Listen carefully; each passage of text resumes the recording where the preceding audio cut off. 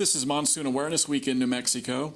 Today's topic is lightning. Lightning is the most underrated weather hazard. On average, only floods kill more people.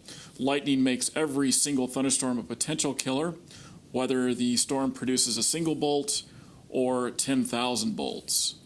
Lightning is often the first thunderstorm hazard to arrive and the last to leave. We are joined by Shawn Bennett, meteorologist in charge of the National Weather Service office in Albuquerque. You know, we're talking about lightning, and 35 years ago to this month, 35 years ago, I lost a brother to lightning. He was struck by lightning while he was fishing. This was an area of northeast Oregon, and he did what your instinct probably tell you to do, was to get out of the rain. And he made the wrong choice. He chose to stand under a very tall ponderosa pine tree, and the lightning struck the pine tree, and he was closest to the tree. His buddy was fishing with him, but it was about 6 feet away from him, so he took the full brunt of the lightning strike, and it killed him. Remember, you are ultimately responsible for your personal safety and those in your care, and you should take appropriate action for yourself and those in your care when threatened by lightning. Had he been schooled in the safety measures associated with lightning, thunderstorms, and this doesn't have to be a severe thunderstorm, it would have maybe made a difference. For example, you should watch for signs of approaching thunderstorms. Perhaps postpone outdoor activities if thunderstorms are imminent. This is your best way to avoid being caught in a dangerous situation. Also remember, if you can hear thunder, you are close enough to a storm to be struck by lightning. We like to say, when thunder roars, go indoors.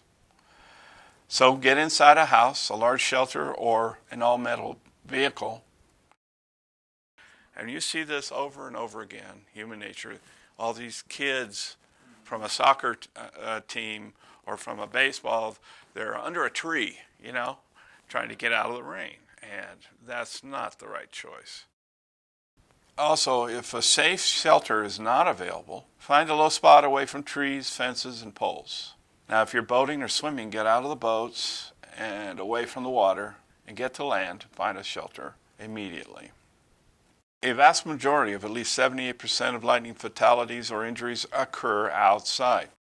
It is clear why we stress to go inside a building for protection, or if you're in a vehicle, stay in there. Many think that if they are out of the rain shaft of a thunderstorm, they are safe.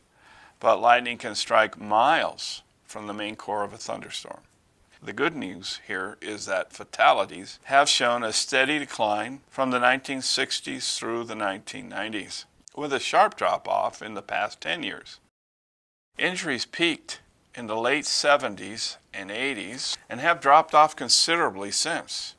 The recent trends illustrate a sharp reduction in fatalities and injuries, supporting the idea that people of New Mexico have become much more educated on lightning and its potential dangers.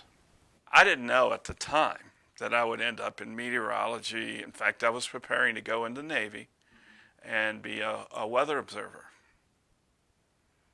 But the lightning thing happened, and so over the years I've taken it to, as I've moved ahead in my career, it's become a motivator, because now what I do as the director or meteorologist in charge of the Weather Forecast Office in the National Weather Service here in Albuquerque is to make sure our programs are effective and make a difference in the lives of people that we serve in the community.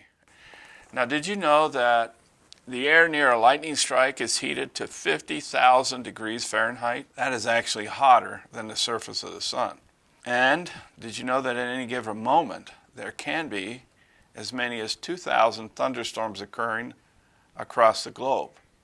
This translates to more than 14.5 million storms each year. NASA satellite research indicates that these storms produce lightning flashes at about 40 times a second worldwide. Lightning always occurs with thunderstorms. Thunderstorms occur all around the world in all parts of the globe. And thunder occurs because there's lightning. So thunder roars, we go indoors. So it has been a motivator because I want to change the outcome, or try to change the outcome of other people's lives, that they learn the appropriate response and take a precaution when that happens. It's made a difference. I think so.